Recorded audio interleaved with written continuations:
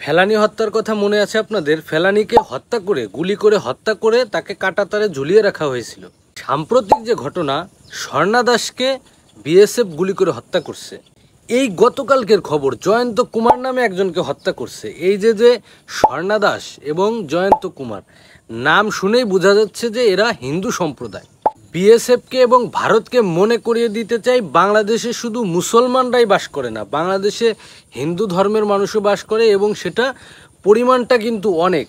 যাদেরকে গুলি করে হত্যা করতেছেন তারা হিন্দু হতে পারে, মুসলমানও হতে পারে, এমনকি অন্য ধর্মেরও হতে পারে। দীর্ঘ কয়েকটি বছর হয়ে গেছে ফেলানী হত্যার কোনো বিচার বাংলাদেশে হয় নাই।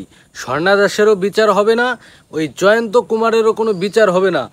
কিন্তু সীমান্ত হত্যা তো অবশ্যই বন্ধ করা উচিত। যারা এখানে মৃত্যুবরণ করছে তারা হিন্দু হলেও তারা বাংলাদেশের মানুষ, তারা আমাদের ভাই, তারা আমাদের বোন।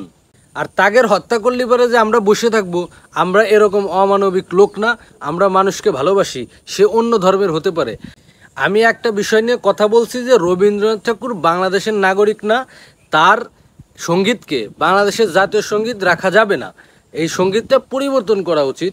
ওইখানে যে ধরনের কমেন্ট আসছে, আমি কোনো হিন্দুদের বিরুদ্ধে এই কথাগুলো বলি নেই। রবীন্দ্রনাথ ঠাকুর যে হিন্দু, এই জন্য জাতীয় সঙ্গীত পরিবর্তন করতে হবে, এরকম কথা কখনো আমি বলি নাই। যে সঙ্গীতটা বাংলাদেশের জাতীয় সঙ্গীত আছে, এইটা যদি বাংলাদেশকে নিয়ে লেখা হইতো, তাহলে সে হিন্দু হোক, বৌদ্ধ হোক, খ্রিস্টান হোক, যে ধর্মের লোকই হোক, যে ধর্মের কবি হোক, যদি এই বাংলাদেশকে নিয়ে লেখা হইতো, তাহলে পরে আমি কখনোই এর বিরোধিতা আমি করতাম না। কারো ধর্মীয় অনুভূতিতে আঘাত করা আমার মূল লক্ষ্য নয়। আমি এইখানে সঠিক বিষয়টা তুলে ধরার চেষ্টা করছি। যারা কথা না বুঝে উল্টাপাল্টা মন্তব্য করতেছেন, উল্টাপাল্টা কথা বলতেছেন, তাদের কাছে অনুরোধ করে কই, যদি আমার কোনো ভুল ত্রুটি হয়ে থাকে তাহলে অবশ্যই ক্ষমা সুন্দর দৃষ্টিতে দেখবেন।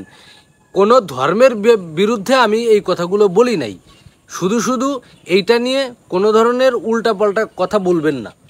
কারণ বাংলাদেশে অন্য ধর্মের যত মানুষ আছে তারাও আমাদের ভাই। তাদেরকে নিয়েই এই বাংলাদেশ সংগঠিত হয়েছে, তাদেরকে নিয়েই এই বাংলাদেশে আমরা শান্তিপূর্ণভাবে বসবাস করতে চাই। আমাদের ইসলাম ধর্ম কখনোই অন্য ধর্মের প্রতি বিদ্বেষ রাখাকে সমর্থন করে না। আমি প্রতিটা মানুষকেই ভালোবাসতে চাই, সে যে ধর্মের হোক, যে কর্মের হোক, যে বর্ণের হোক।